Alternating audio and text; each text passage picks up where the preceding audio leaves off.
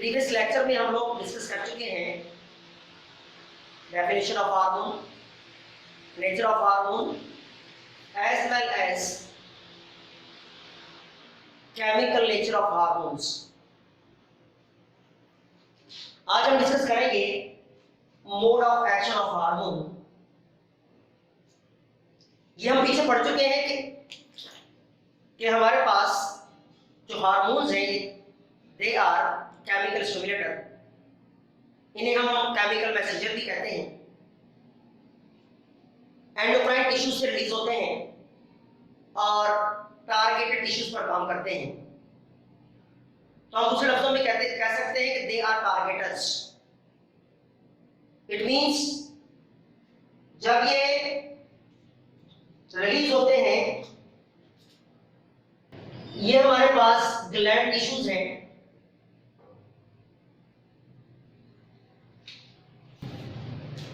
इन gland tissues से जब ये हार्मोन्स रिलीज होंगे और वाया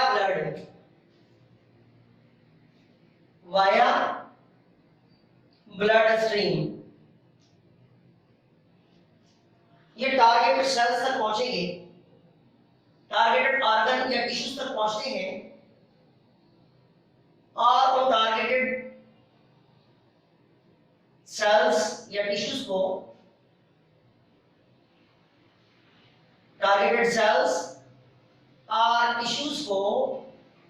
स्टिमुलेट करते हैं फॉर फिजियोलॉजिकल फंक्शन। तो याद रखिएगा कि hormones are hormones and hormones are also called as targeters because they act upon target cells। और ये बहुत ही माइन्यूट यानी ट्रेस अमाउंट में रिलीज होते हैं और एक वास्ट और एक बहुत बड़ा बिहेवियरल चेंज लेकर आते हैं सेल्स या टिश्यूज में, या बायोकेमिकल फिजियोलॉजिकल चेंजेस लेकर आते हैं टारगेटेड सेल्स या ऑर्गन्स या टिश्यूज में। लेकिन जब हम बात करते हैं mode of action of hormones की, तो याद रखिएगा कि हमारे पास दो टाइप्स के हार्मोन्स होते हैं। एक जो है वो लिपिड नेचर हार्मोन और दूसरे प्रोटीन नेचर हार्मोन, जिसे हम पेप्टाइड हार्मोन भी कहते हैं। और लिपिड नेचर हार्मोन्स को हम नाम देते हैं स्टेरॉइड नेचर हार्मोन्स। तो सबसे पहले जब हम mode of action of hormone की बात करेंगे तो हम सबसे पहले देखेंगे प्रोटीन हार्मोन्स। तो हमारे पास ये है प्रोटीन हार्मोन। फॉर एग्जांपल हम यहाँ इसे नाम देते हैं ग्लूकागोन हार्मोन। ये ग्लूकागोन हार्मोन प्रोटीन नेचर है और हमारे पास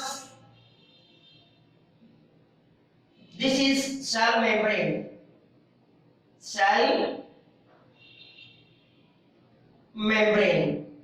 इसे हम प्लाज्मा मेम्ब्रेन भी कहते हैं। ये हार्मोन टारगेटर है, इसलिए टारगेट सेल्स पर काम करते हैं। जब ये टारगेट सेल्स तक पहुंचते हैं तो टारगेटेड सेल की जो प्लाज्मा मेम्ब्रेन्स होती हैं उसके अंदर खास किस्म के प्लाज्मा प्रोटीन्स एम्बेड होते हैं इनसाइड दी सेल मेम्ब्रेन और प्लाज्मा मेम्ब्रेन, जिन्हें हम नाम देते हैं receptors. These are called as protein receptors. तो याद रखिएगा प्रोटीन रिसेप्टर्स जो होते हैं दे आर स्पेसिफाइड, और याद रखना कि हमारे पास जो प्रोटीन रिसेप्टर है हर एक हार्मोन के लिए रिसेप्टर अलग अलग होता है, अलग अलग टारगेटेड सेल के अंदर। क्योंकि हार्मोन टारगेटेड है तो इसलिए ये टारगेटेड सेल्स ही पर काम करते हैं, टारगेटेड टिश्यूज ही पर काम करते हैं। ये हमारी बॉडी में वाया द ब्लड स्ट्रीम पूरी बॉडी के अंदर सर्कुलेट करते हैं, लेकिन ये फंक्शन वहां करेंगे, उन सेल्स को स्टिमुलेट करेंगे जो इनका टारगेटेड होता है। इसलिए जब ये टारगेटेड सेल की मेम्ब्रेन के पास पहुंचते हैं via through the blood stream, तो याद रखिएगा हमारे पास जो सेल मेम्ब्रेन है इसकी जो नेचर है दैट इज लिपिड नेचर, क्योंकि इसके पास डबल लेयर होती है फास्फोलिपिड डबल लेयर होती है, इसे हम कहते हैं by layer of phospholipid molecules. अब हमारे पास यहाँ पर जो हार्मोन है ये है प्रोटीन नेचर, और जो मेम्ब्रेन है इसके पास डबल लेयर है फॉस्फोलिपिड्स की। अब दोनों की नेचर चेंज है, इसलिए याद रखिएगा प्रोटीन हार्मोन किसी भी टारगेटेड सेल पर जब काम करते हैं वो कभी भी सेल के अंदर नहीं जाएंगे और यहाँ पर इन्हें रिसीव करते हैं रिसेप्टर्स, और ये सेल के बाहर रहते हुए अपने रिसेप्टर के साथ जाके स्पेसिफिक रिसेप्टर के साथ जाके अटैच होते हैं।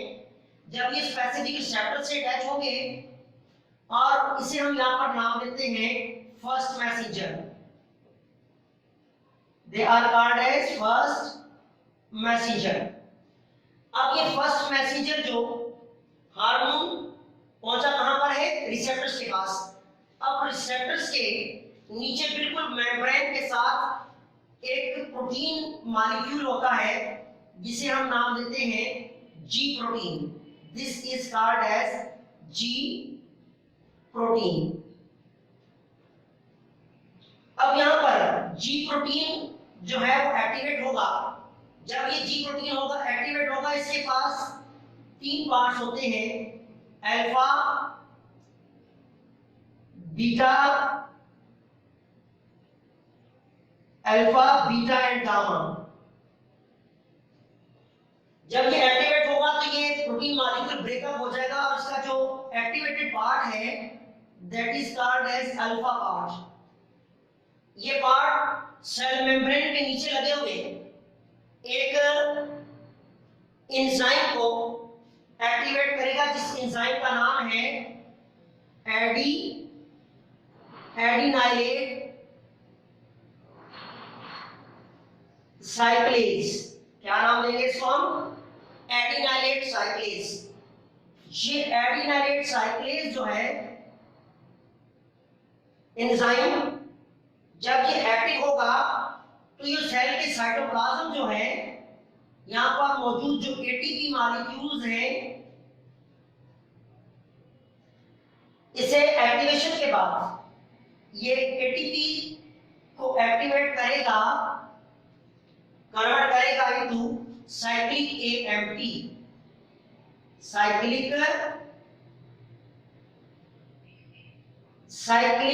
एएमपी, जिसे हम नाम देते हैं साइक्लिक एडिनोसाइन मोनोफॉस्फेट। अब जब यहां पर मॉलिक्यूल बनेगा साइक्लिक एएमपी का, ये हमारे पास कहलाएगा second messenger. It is called as second messenger. ये हमारे पास क्या है, ये हमारे पास सेकंड मैसेंजर है। तो ये सेकंड मैसेंजर सेल के साइटोप्लाज्म में मौजूद जो एक इनएक्टिव एंजाइम जिसे हम नाम देते हैं अल्फा काइनेज, इसे एक्टिवेट करेगा और कन्वर्ट करेगा इनटू काइनेज। इसमें कन्वर्ट करेगा, काइनेज में कन्वर्ट करेगा। अब ये काइनेज एंजाइम पिकअप करेंगे ग्लाइकोजन पार्टिकल को, इसे पार्टिकल को ग्लाइकोजन पार्टिकल को पिकअप किया और इसे कन्वर्ट करेंगे इनटू ग्लूकोज मॉलिक्यूल्स। इसमें कन्वर्ट करेंगे, ग्लूकोज मॉलिक्यूल में कन्वर्ट करना शुरू कर देंगे। क्योंकि हमारे पास हम पीछे देख रहे थे ग्लूकागोन हार्मोन, और ग्लूकागोन हार्मोन उस वक्त हमारे पैंक्रियास से रिलीज होता है जब हमारी बॉडी का ग्लूकोज लेवल लो हो रहा होता है।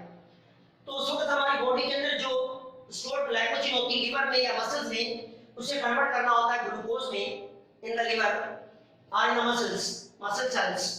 तो याद रखिएगा यहाँ पर इस एक्टिवेटेड एंजाइम जो था जिसे हम काइनेज का नाम दे रहे हैं यहाँ पर, ये ब्रेकअप करेगा ग्लाइकोजन मॉलिक्यूल्स को इनटू ग्लूकोज, ताकि हमारे जो ब्लड का ग्लूकोज लेवल लो हो रहा है वो अपने लेवल पर आ सके। तो ये हमारे पास था mode of action of the protein hormones. यहाँ पर देखिए आप कि यहाँ पर न्यूक्लियस इन्वॉल्व नहीं हुआ, ये हमारे पास क्या है, न्यूक्लियस, और यह है न्यूक्लियर मेम्ब्रेन। यहाँ पर ये जो फंक्शन हो रहा है वो सारे का सारा कहाँ पर हो रहा है, सेल के साइटोप्लाज्म के अंदर हो रहा है।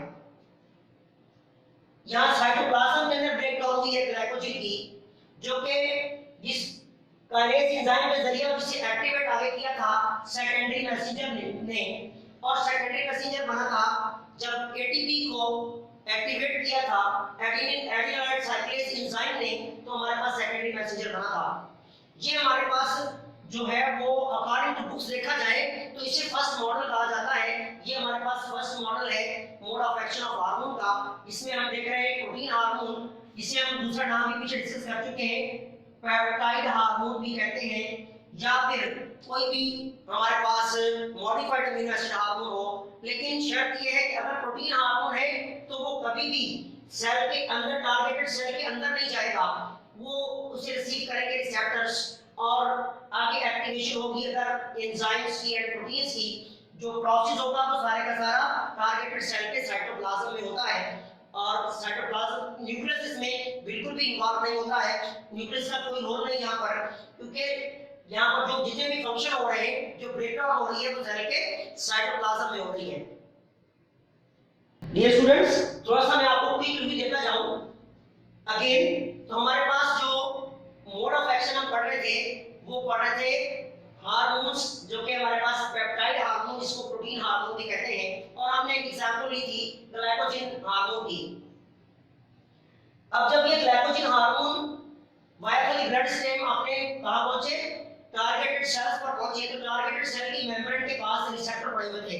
तो रिसेप्टर ने अपने पास रिसीव किया, और यहाँ पर ये कहलाते हैं फर्स्ट मैसेंजर। तो यहाँ पर हमारा हार्मोन जो है फर्स्ट मैसेंजर था।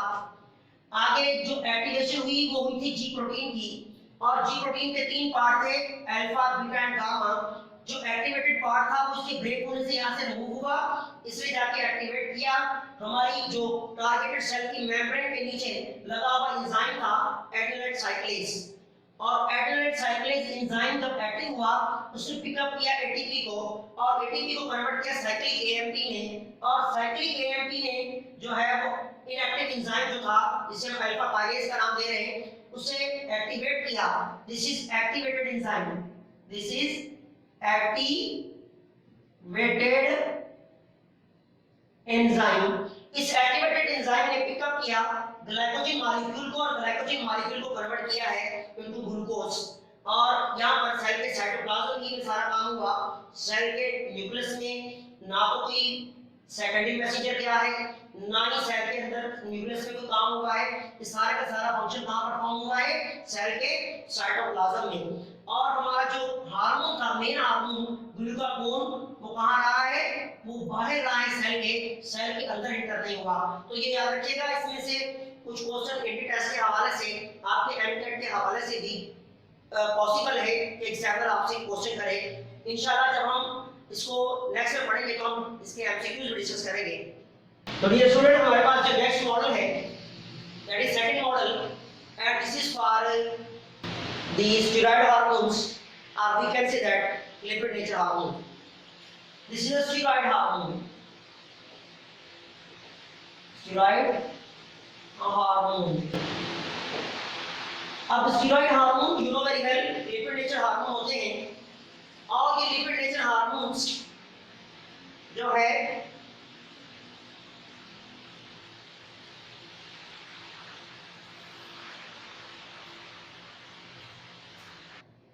डियर स्टूडेंट्स, अब हम सेकंड मॉडल डिस्कस करेंगे that is for the steroid hormone और लिपिड नेचर हार्मोन्स। तो ये हमारे पास एक लिपिड नेचर हार्मोन है, और ये हमारे पास टारगेटेड सेल की सेल मेम्ब्रेन है that is cytoplasm, and this is the nucleus. Now the steroid hormones that is lipid nature, that is the steroid hormone. याद रखिएगा, जब हम सेल के टारगेटेड सेल मेम्ब्रेन के पास पहुंचता है तो हमारे पास जो सेल की मेम्ब्रेन है that is also lipid nature.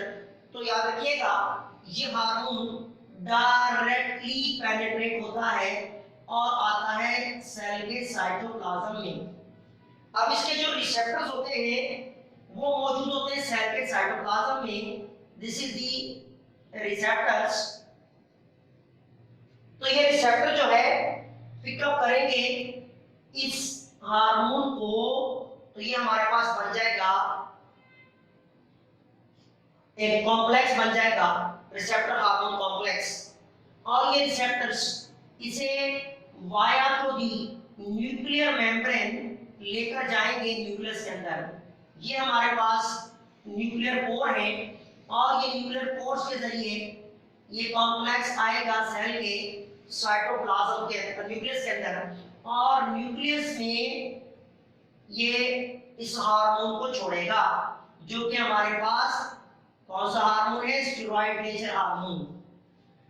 अब यहाँ पर मौजूद है, यू नो वेरी वेल, हमारे पास हेरिडिटी मटेरियल जिसे हम नाम देते हैं दी डीएनए मॉलिक्यूल। दिस इज हमारे पास डीएनए मॉलिक्यूल। अब ये सेल के न्यूक्लियस में आने के बाद यहाँ पर एक एंजाइम न्यूक्लियस में प्रोड्यूस होगा, वो एंजाइम होगा हमारे पास RNA polymerase. This is called RNA polymerase. ये हमारे पास कौन सा एंजाइम प्रोड्यूस हुआ, आरएनए पॉलीमरेज। ये आरएनए पॉलीमरेज जो है ये एक्ट करेगा डीएनए के स्ट्रैंड्स पर, डीएनए ड्यूप्लेक्स पर, जो डीएनए मॉलिक्यूल की ड्यूप्लेक्स आपको नजर आ रही है। तो यहाँ से ये ड्यूप्लेक्स जो है वो इसकी जो हेलिकल नेचर है वो टूटना शुरू हो जाएगी और यहाँ पर बनना शुरू हो जाएगा एक RNA molecule that is called mRNA. अब यहाँ पर क्या तैयार होगा, यहाँ पर तैयार होगा एमआरएनए।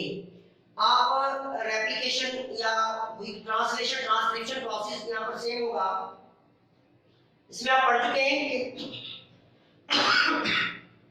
This is mRNA. अब जैसे ही एमआरएनए तैयार होगा, अब ये एमआरएनए जो है तैयार होने के बाद एमआरएनए मॉलिक्यूल्स बनाएंगे। कौन बनाएगा, जो डीएनए के ड्यूप्लेक्स ब्रेक हुआ है इसी के स्टैंड अपने टेम्पलेट पर एमआरएनए तैयार करेंगे और ये एमआरएनए न्यूक्लियर पोर्स के जरिए जाएगा सेल के साइटोप्लाज्म में। इसके पास स्पेसिफिक कोड्स मौजूद हैं, स्पेसिफिक कोड्स मौजूद हैं। फॉर एग्जांपल हमारे पास ए सी सी सी देन जी जी जी। अब डिफरेंट कोड्स के साथ जो तैयार किया था एमआरएनए को न्यूक्लियर कोड के साथ कहां चला जाएगा, से बाहर निकल जाएगा, सेल के साइटोप्लाज्म में चला जाएगा। अब सेल के साइटोप्लाज्म में एमआरएनए सेल के साइटोप्लाज्म में चला गया, यहाँ पर दोबारा डीएनए मॉलिक्यूल्स अपनी असल शेप इख्तियार कर लेगा और यहाँ पर जो एंजाइम इस्तेमाल होगा वो होगा डीएनए लाइगेज, जो इसको दोबारा जोड़ देगा, इसके ड्यूप्लेक्स को दोबारा तैयार कर देगा। अब एमआरएनए यहाँ से बनने के बाद जो कि जिसे स्टिमुलेशन किसने दी, स्टिमुलेशन दी यहाँ पर आके इस हार्मोन ने, और यहाँ पर एंजाइम तैयार हुआ आरएनए पॉलीमरेज, उसने एक्ट किया डीएनए पर और डीएनए से क्या बनाए हमारे पास एमआरएनए, और एमआरएनए सेल के साइटोप्लाज्म में चला गया via through the nuclear pore. अब यहाँ पर मौजूद है हमारे पास राइबोसोम्स। ये हमारे पास है एक राइबोसोम मॉलिक्यूल। अब जैसे ये राइबोसोम्स के पास पहुंचेगा, राइबोसोम्स के पास यू नो वेरी वेल हमारे पास होते हैं जो है वो राइबोसोमल आरएनएस। अब यहां पर जो एमआरएनए पर लगे हुए कोड्स हैं उन्हें रीड किया जाएगा by the ribosomes, by the ribosomal RNA, और सेल के साइटोप्लाज्म के अंदर मौजूद जो टीआरएनए मॉलिक्यूल्स होते हैं, this is for example tRNA, this is tRNA molecules, जिसके पास इसके एंटीकोडॉन होंगे। U, for example U and G, then G, G, C, G, G and C. अब जैसे यहाँ पर कोड रीडिंग होगी, टीआरएनए मॉलिक्यूल्स को कॉल की जाएगी और ये टीआरएनए मॉलिक्यूल जो है ये एंटर होंगे सब यूनिट ऑफ राइबोसोम में, और यहाँ पर कोड्स एंड एंटीकोड मैच होंगे। फॉर एग्जांपल हमारे पास यहाँ पर जो कोड हमने फॉर एग्जांपल लिया है वो है AAC, तो इसका एंटीकोड वाला जो tRNA है ये राइबोसोम्स के पास आएगा, कोड और एंटीकोड्स, दिस इज कॉल्ड एंटीकोड्स। एंटीकोड, कोड और एंटीकोड जब मैच होंगे तो इसकी टेल पर लगा होता है amino acid, specific amino acid, इसके टीआरएनए के टेल्स पर। जैसे ही कोड एंड एंटीकोड मैचिंग होगी इस प्रोसेस को हम नाम देते हैं डिकोडिंग। जैसे डिकोडिंग होगी तो यहाँ से जो अमीनो एसिड्स हैं ये लीव कर देगा, जो टेल है इसकी टीआरएनए की वहां से लीव करेगा। इस तरह कोड्स लीड होते जाएंगे और बहुत सारे अमीनो एसिड मिलते जाएंगे और ये एक लॉन्ग पेप्टाइड चेन बन जाएगी। क्या बन जाएगी? Long peptide chain. और जब ये कॉइल करेंगे तो ये बन जाएगी स्पेसिफिक प्रोटीन्स। क्या बन जाएंगे? Specific protein. जो पीछे आप फर्स्ट ईयर क्लास में या पीछे क्लासेस में आप पढ़ चुके हैं कि जब जो है वो डीएनए अपने टेम्पलेट पर एमआरएनए तैयार करता है स्पेसिफिक कोडॉन के साथ, तो इस प्रोसेस को हम क्या नाम देते हैं? ट्रांसक्रिप्शन। और जब यहाँ पर कोड रीडिंग हुई एमआरएनए की, राइबोसोम से कोड रीड किए, टीआरएनए को कॉल किया, टीआरएनए से अमीनो एसिड वसूल किए गए by decoding process, by matching codes and anticodes, और प्रोटीन तैयार हो गई, जिस प्रोसेस को हम नाम देते हैं translation. This is called translation. This process called as translation. तो यहाँ पर हमारे पास मोड ऑफ एक्शन जो है वो हार्मोन, लिपिड नेचर हार्मोन का कंप्लीट हुआ है। तो डियर स्टूडेंट्स, मैं थोड़ा सा आपको रिवाइज देता जाऊं कि हमारे पास जो हम मोड ऑफ एक्शन देख रहे थे किसका देख रहे थे? हमारे पास एबीसीडीआई हार्मोन था जो कि मैच कर रहा था, जिसकी नेचर मैच कर रही थी plasma membrane of the targeted cell से डायरेक्टली पेनिट्रेट होकर सेल के साइटोप्लाज्म में आया, जहां से पिकअप किया इसके रिसेप्टर्स ने और रिसेप्टर ले गए इसको सेल के साइटोप्लाज्म में। सेल के साइटोप्लाज्म में जाके इसने स्टिमुलेशन शुरू की और यहाँ पर जो है वो आरएनए पॉलीमरेज एंजाइम्स जो है प्रोड्यूस हुआ। आरएनए पॉलीमरेज एंजाइम्स जो एक्टिवेट हुआ है, ये एक्टिवेटेड इस एंजाइम ने आके एक्ट किया डीएनए डुप्लेक्स के ऊपर और डीएनए डुप्लेक्स को जो है वो सेपरेट किया, यानी इसमें जो हेलिक्स है वो ब्रेक हो गया और यहाँ पर जो स्ट्रैंड है डीएनए का, इसने अपने ही टेम्पलेट पर एक मॉलिक्यूल तैयार किया एमआरएनए का।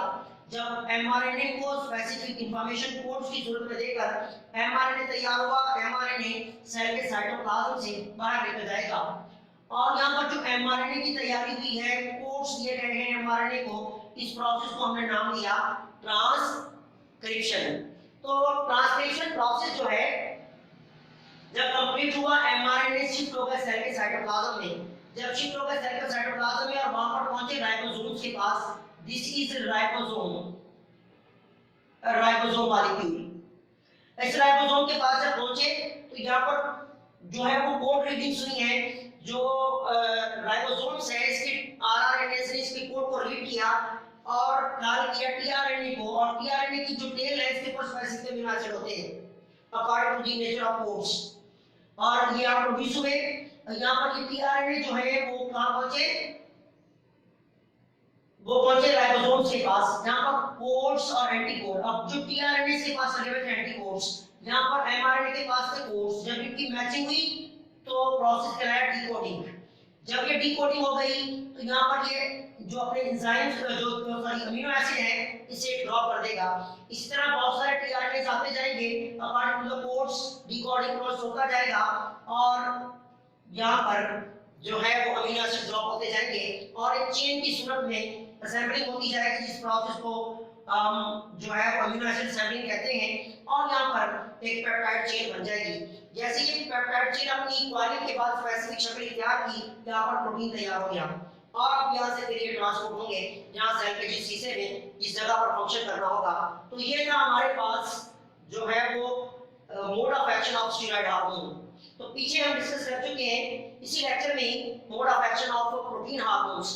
तो हार्मोन्स दो किस्म के थे, हमने दोनों मॉडल पढ़े कि प्रोटीन हार्मोन्स कैसे वर्क करते हैं और स्टेरॉइड हार्मोन कैसे वर्क करते हैं। तो याद रखिएगा, हमारे पास आपके एंट्री टेस्ट के हवाले से अगर बात की जाए तो याद रखना इसमें एक तो स्टेरॉइड मॉलिक्यूल्स डायरेक्टली पेनिट्रेट होकर टारगेटेड सेल के साइटोप्लाज्म में आ जाते हैं, जिसे पिकअप करते हैं इसके रिसेप्टर साइटोप्लाज्म में। और दूसरा इसके फंक्शन के अंदर जो है वो न्यूक्लियस का बहुत बड़ा रोल होता है, यहाँ से एमआरएनए बनते हैं, यहाँ से स्पेसिफिक इंफॉर्मेशन जाती है कोड्स की सूरत में। इसलिए डियर स्टूडेंट, आपके एमटेट के हवाले से भी मोस्ट इंपोर्टेंट टॉपिक है ये, इसे जो है वो रिमेंबर रखिएगा। इंशाल्लाह नेक्स्ट लेक्चर में हार्मोन्स के ऊपर, mode of action of hormones के ऊपर हम कुछ एमसीक्यूज इंशाल्लाह डिस्कस करेंगे। थैंक्स। किसी भी किस्म का कोई कमेंट हो या कोई क्वेश्चन हो, आपको इस टॉपिक के हवाले से कोई डिफिकल्टी हो तो आप कमेंट बॉक्स में कमेंट कर सकते हैं, इंशाल्लाह आपको रिप्लाई मिलेगा। Thank you.